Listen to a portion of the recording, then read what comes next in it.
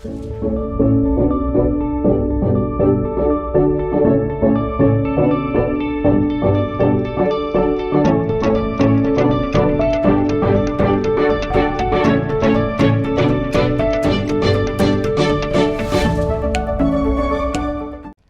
pemirsa, Anda masih menyaksikan Dialog Jember bersama saya, Muhammad Solihin, dan juga Kepala Bea Cukai Jember, Bapak Asep Munandar. Pak Asep, tadi ada yang terlewat rupanya soal dana bagi hasil cukai hasil tembakau. Nah, ini Betul, sebenarnya dana yang seperti apa, kemudian diperuntukannya seperti apa? Boleh dijelaskan untuk pemirsa yang mungkin masih ingin memahami, Pak?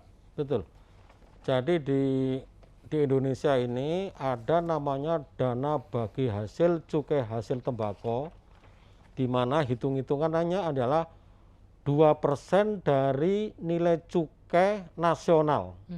Nah, dana-dana ini diberikan ke daerah-daerah dengan kriteria adalah daerah penghasil cukai, artinya di situ banyak pabrik-pabrik rokok yang menghasilkan cukai, dan daerah penghasil daun tembakau. Nah, ini nanti oleh pemerintah pusat akan didistribusikan ke seluruh wilayah dengan kriteria tadi, termasuk wilayah Jember, wilayah Situbondo, wilayah Bondowoso, ini semuanya mendapatkan dana bagi hasil cukai hasil tembakau, dan jumlahnya lumayan, Mas. Jadi untuk 3 daerah ini hampir 100, mungkin lebih 100 miliar ya yang bisa digunakan. Nah, tapi dana ini penggunaannya khusus ya, sudah ditentukan ya oleh pemerintah, yaitu pertama 50% untuk kesejahteraan masyarakat, kemudian 25% untuk pemberantasan rokok ilegal, dan 25%-nya lagi untuk kesehatan. Nah, yang 50% untuk kesejahteraan masyarakat tadi antara lain adalah untuk pembinaan lingkungan masyarakat sekitar pabrik rokok ataupun petani-petani hasil tembakau, dan yang kedua adalah untuk peningkatan kualitas bahan baku tembakau tadi. Itu bisa menggunakan dana bagi hasil cukai hasil tembakau tadi. Baik, rupanya memang ini pemirsa yang mungkin juga menjadi insight baru buat pemirsa atau wawasan baru bagi pemirsa bahwa Betul.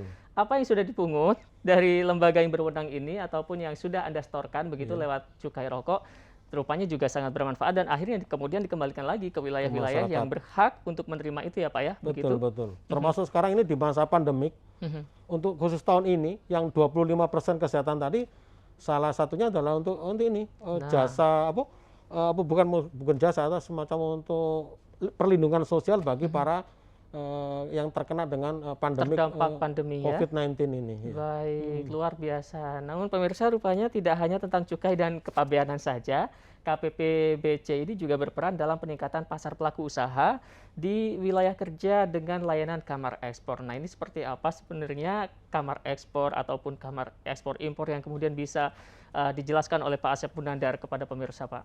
Tuh. Jadi mungkin lebih tepatnya kami menggunakan istilah klinik ekspor ya. Jadi kalau ada klinik kesehatan, kami klinik ekspor ini. Jadi kami bentuk dalam rangka untuk meningkatkan, dalam rangka ini pandemi COVID ini, bagaimana kita ingin memulihkan perekonomian nasional kita, memberdayakan usaha-usaha UMKM agar mereka bisa go internasional, bisa melakukan kegiatan ekspornya.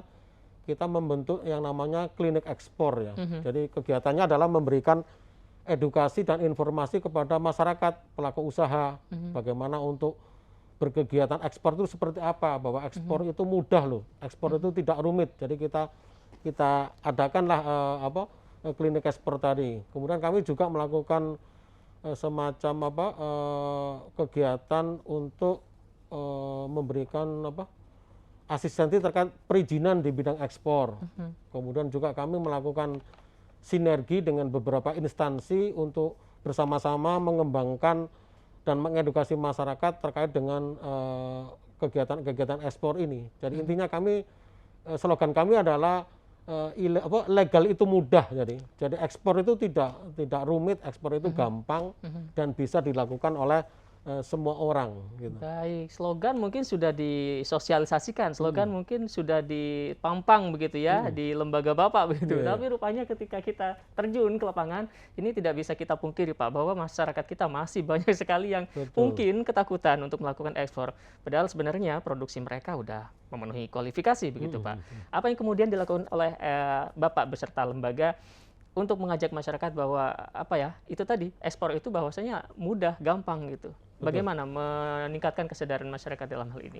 Jadi kami bersama tim klinik ekspor kami coba merangkul teman-teman dari instansi lain. Jadi kami bekerja sama dengan Bank Indonesia, bekerja sama dengan Dinas Perdagangan dan Industri Kabupaten, ya.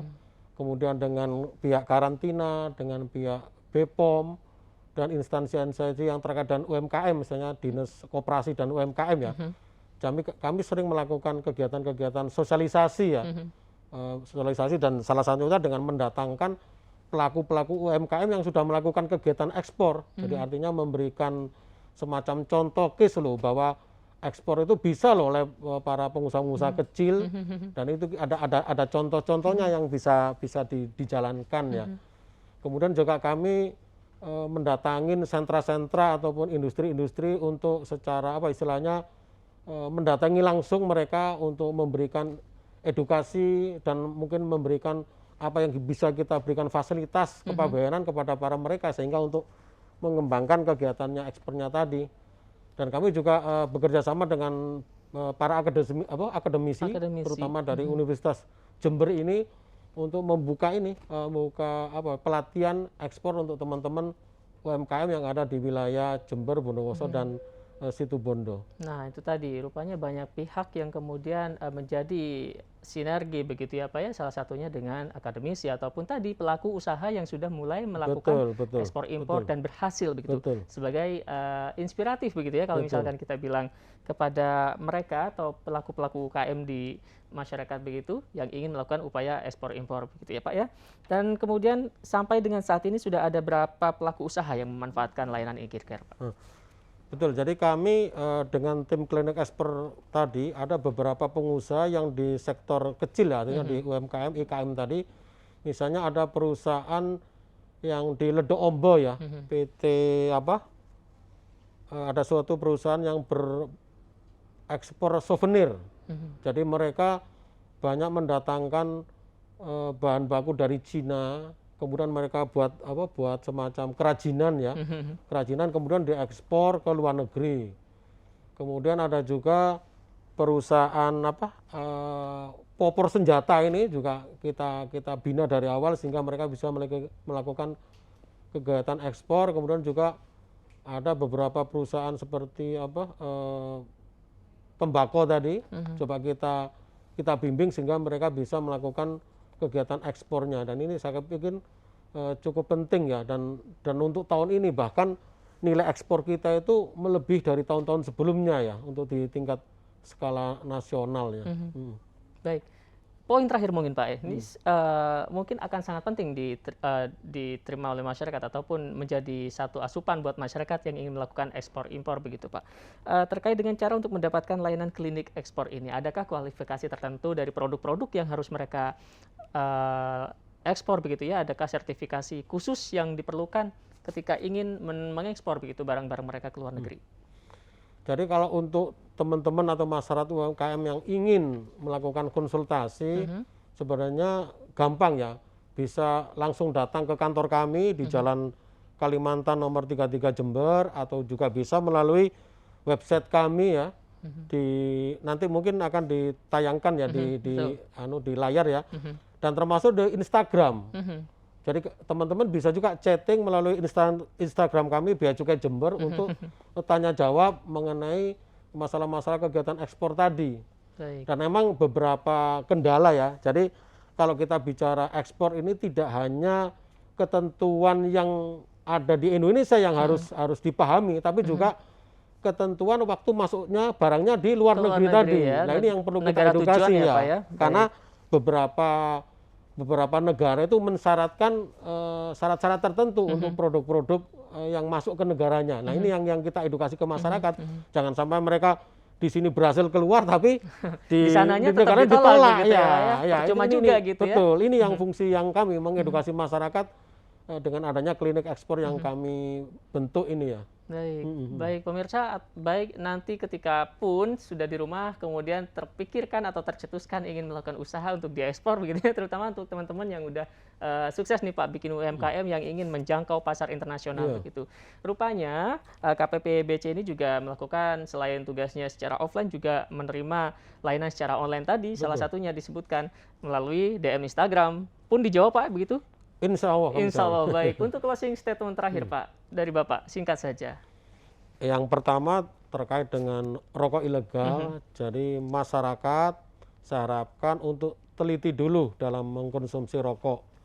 Jadi jangan hanya sekedar membeli produk yang murah, tetapi harus produk yang legal. Itu salah satu cirinya adalah menggunakan bandrol asli. Kemudian untuk para pelaku usaha UMKM, kami siap menerima kedatangan teman-teman semua kiranya untuk bisa berkonsultasi, tanya jawab kami terkait dengan prosedur dan tata laksana ekspor. Jadi kami siap melayani teman-teman semua. Baik, itu tadi kata kuncinya, siap melayani teman-teman semuanya begitu Pak ya. Pak Asep, rupanya durasi juga yang membatasi kita untuk lebih lama mengobrol. Tidak apa-apa ya Pak. Semoga bisa bermain ke studio kami lagi.